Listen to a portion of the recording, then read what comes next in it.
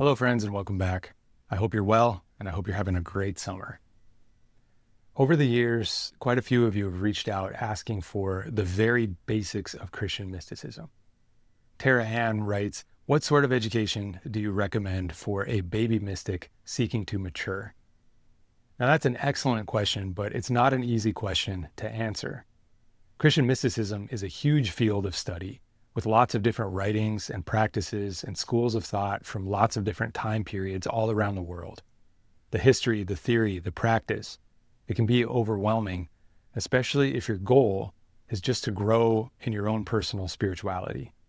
Usually when I make a video for this channel, I try to give you a nuanced and complete understanding of a topic that I find interesting, with scripture and quotes from different mystical writers and some practical implications. But based on your feedback, I think an even more basic framework for Christian spirituality and mysticism would be very beneficial and would help a lot of us.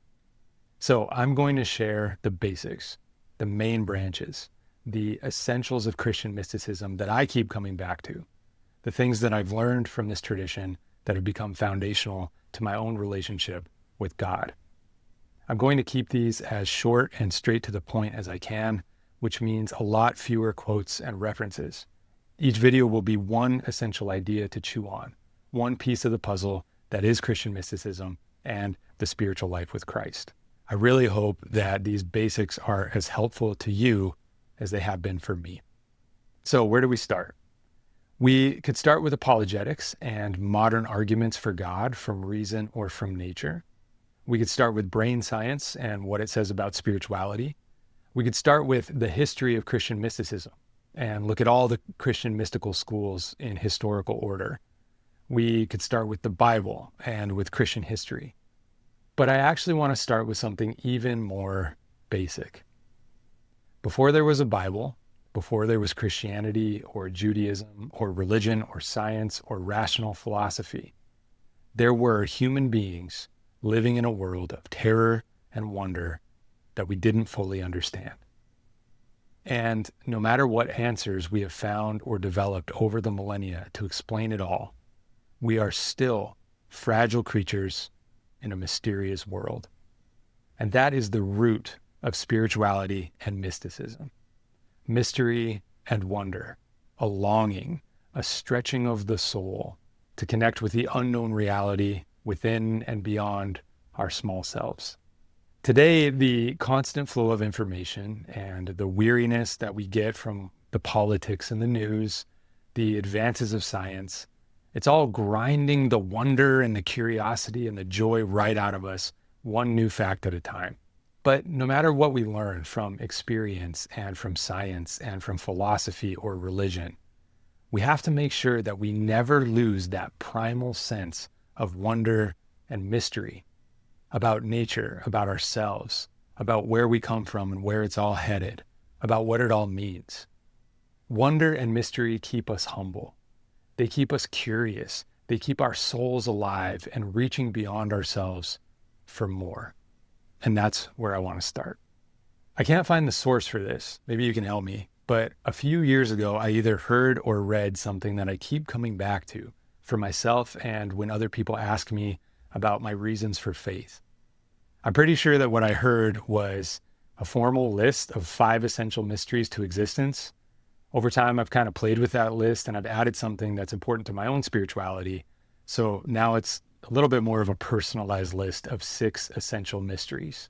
And this list is not a proof or an argument for God. It's not evidence for any of the claims that Christianity makes. But these mysteries drive human beings to see the world around us with wonder, and they point us in God's direction. This list isn't like a main branch of Christian mysticism. It's not even really a root of it. It's more like the shared soil that all of our spiritual traditions are planted in. And that's why I think that this list is the best place to start. So 6 essential mysteries of existence, not for argument, but for reflection, wonder, and joy as a preparation for Christian mysticism. The first mystery is that there's something instead of nothing. And yes, I know Lawrence Krauss and some other physicists claim that the universe creates itself from nothing. But we still don't have a complete answer for the big why. There very well could be nothing. but there's something. And that's the first mystery of existence and the first cause for wonder. There's something instead of nothing. The second mystery is that in that something, there is form instead of formlessness. The main scientific models have the early universe existing as a mass of very hot plasma, very dense plasma for a very long time. But then that plasma dispersed and became things, stars and planets and moons and oceans and mountains and galaxies and superclusters, all connected to each other in a beautiful gravity dance. I think we could have had a universe of evenly distributed matter and energy, void of form. And a lot of the universe is that. But we have a universe of things and places and times, all involved with each other. Just look up at the night sky. No matter how much you know about the math of it all, the whole thing is still wonderful and mysterious. The third mystery is that there is life instead of a universe of cold, lifeless objects. At least here on Earth, there are beings that live and move and reproduce. They respond to their environment and even shape it. Everywhere else we've looked so far, there is no life, which means that every amoeba and worm and tree and fish and bird and bug and dog and alligator and elephant on this planet is special. They don't have to exist. They don't exist almost everywhere, but they do exist. And each one is a little mystery and a little miracle that we have to appreciate. The fourth mystery is love. There are living things on this planet that feel love. You can break it down to brain chemistry or survival advantage if you want to. But you know what? You are also free to take a step back and look at romance between birds, the grieving of elephants when their friends die, and all the creatures great and small that care deeply for their young. And you are free to say, wow, love. There are lots of living things that don't experience or show love in ways that we don't recognize. So love doesn't have to exist. But there are also lots of creatures that love anyway, which means love is a mysterious and wonderful part of this existence that we all share. The fifth mystery is that some beings are conscious. And I know consciousness is really hard to define. Just look it up and you'll see. But consciousness is the fifth mystery on this list because there are lots of beings that exist and they have their own form and they are alive and they experience love, but they're not sentient or conscious in the same way that humans are.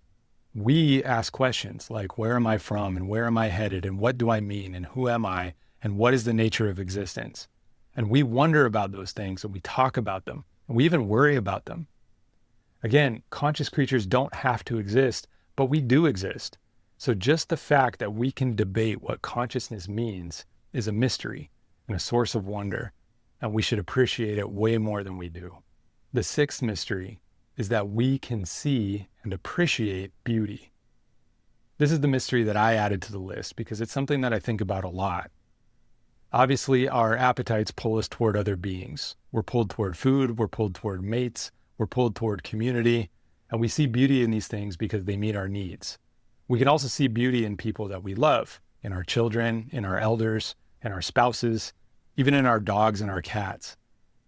But what about the mountain, or the sunset, or the storm, or the stars at night that give you that feeling of terrible beauty when you see them?